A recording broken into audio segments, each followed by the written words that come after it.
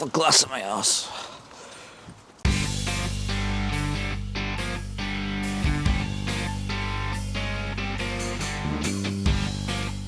Hey, it's Oxdale, Luke here, and welcome back to what's happening with my BMW 3 Series. Now, if you've not checked out what's happened to this car so far, I suggest firstly looking at that video before you look at this one, since it gives you a full rundown of why my car is absolutely crushed at the top.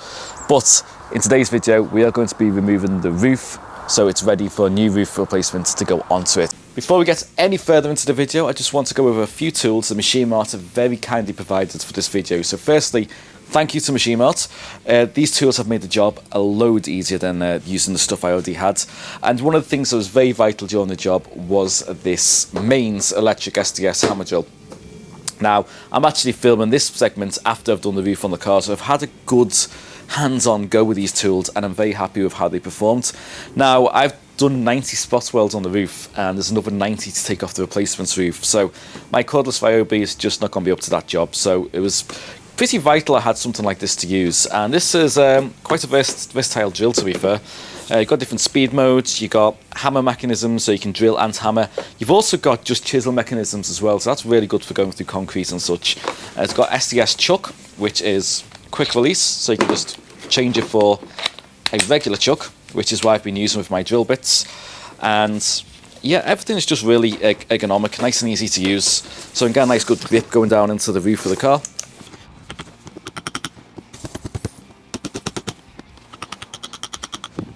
Okay, so, oh, that's, you know what, that's good, the windscreen's pulling out. So if I actually damage the corners enough so it's not solid glass,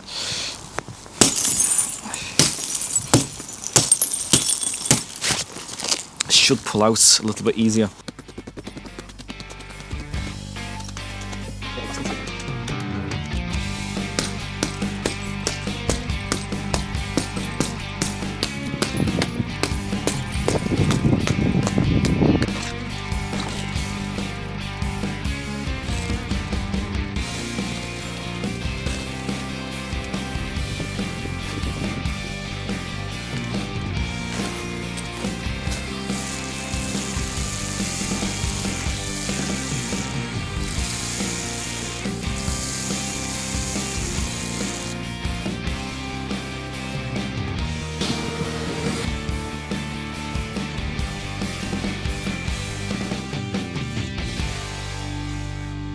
In addition to the front screen, I also had to get the rear glass removed since I can't remove the roof with it attached. So I'm planning on using this glass again once a new roof is attached, so it's very important not to damage it. Therefore, I contacted Kev at IWS Windscreens to remove the rear pane for me. With all the glass removed, I also had to remove the headliner. Now this was a little bit easier said than done, but not as bad as it's been on some other cars. Now the first thing I had to do was remove lots of the clips, the visors, grab handles, etc. in order for the headliner to free. Also, what made it a little bit more difficult was the fact that the roof was so crushed, so the hole I'm trying to get the headliner through was a little bit smaller than you would expect. But the headliner thankfully was in pretty good condition and can be completely reused with the new roof. I also had to remove the wipers at the front because I needed to remove the scuttle panel to remove any glass that is just at the bottom of the windscreen, because that needs to be totally gone as well.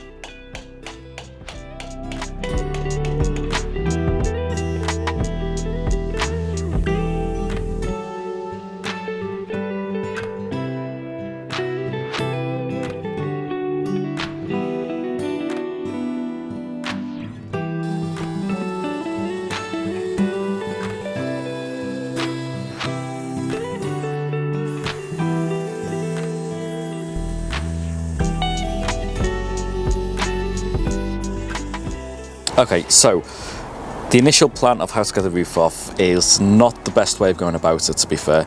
I was trying this big set of drills that Machine Mart had kindly sent out to me, and my thoughts was to completely drill the welds out. And that's going to take a long time, and it's also going to leave holes in the roof of the car, which is not ideal, because it's a pinch weld really. So if I look at here, for example, it is two bits of metal pinched together really. So you kind of want to be able to separate the top one but leave the bottom one intact, and if I'm drilling all the way through, is going to leave a hole. And that hole can be repaired, obviously. It's not a big problem to do that, but it's better not to do it in the first place, to leave it as solid as possible.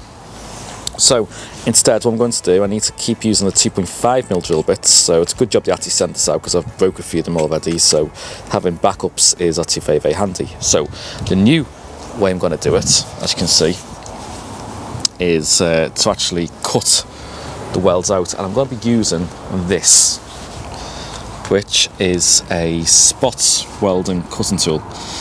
And as you can see, it's almost like a metal hole saw, really, a very mini one, and it sits over the spot weld and cuts the sheet metal around it and allows you to separate it without putting holes throughout both panels. So the way it's going to work is I'm going to punch a hole in first to allow this thing to kind of stay centered. Then I'm going to go in for 2.5mm drill bit, and what this is going to allow us to do is just give a little bit more of a deeper center, because these things really like to wander around. So once you start drilling, they just kind of want to go all over the place. So this is going to allow us to just keep it nice and centered. Along the top, there is, I might not show up on camera too much, but see these little dots here? These are the spot welds. And I believe on this car there's probably about 80 holding the roof on. So there's quite a lot. So first thing I need to do is actually punch a hole in the centre of each one of these spot welds.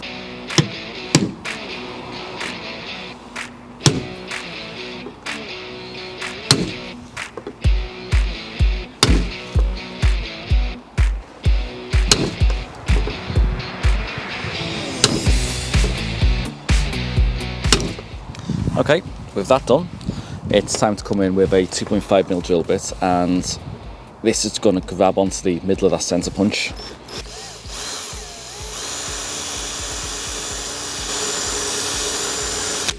So the idea is not to go all the way through, we just want to give a centre to kind of just grip onto, really. So that's all we're doing. So it's not actually heavy work, this, that's why I'm just using the cordless.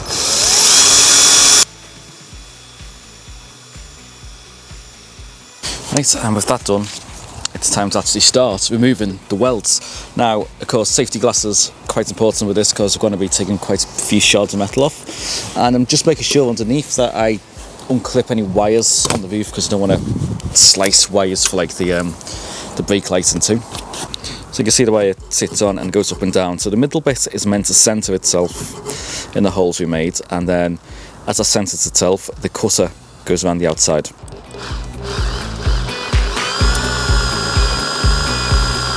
And once it starts to bite and bed in, then you can ramp the speed up a bit gradually.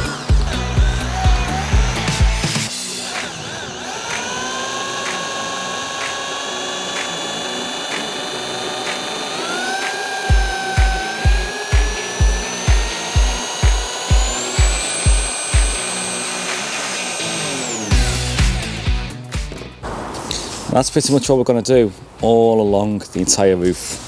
All along here, all along there, every bit of the roof, the perimeter of it. So it's about 90 of them to do in total.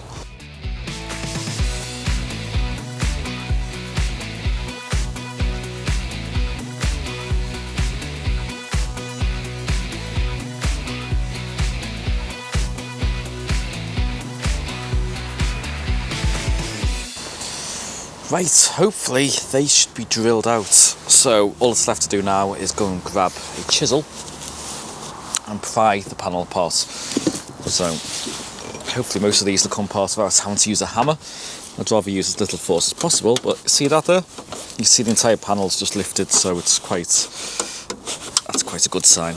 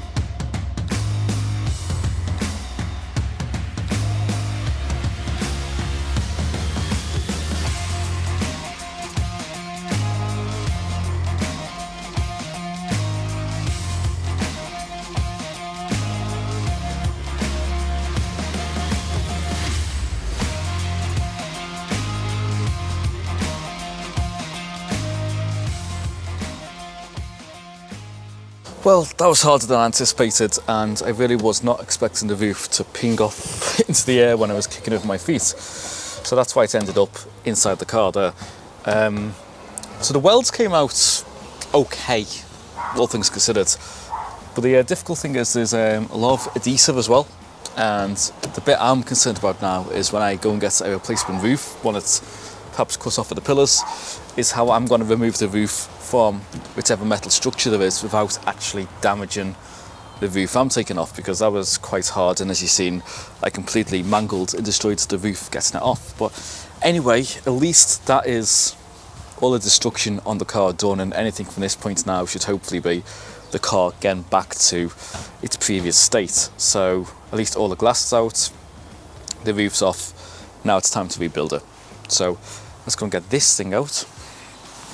I'm hoping this didn't damage the interior when it flung off, because this is sharp metal and it's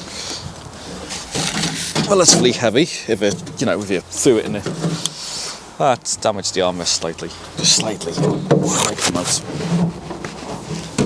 So yeah, there we go.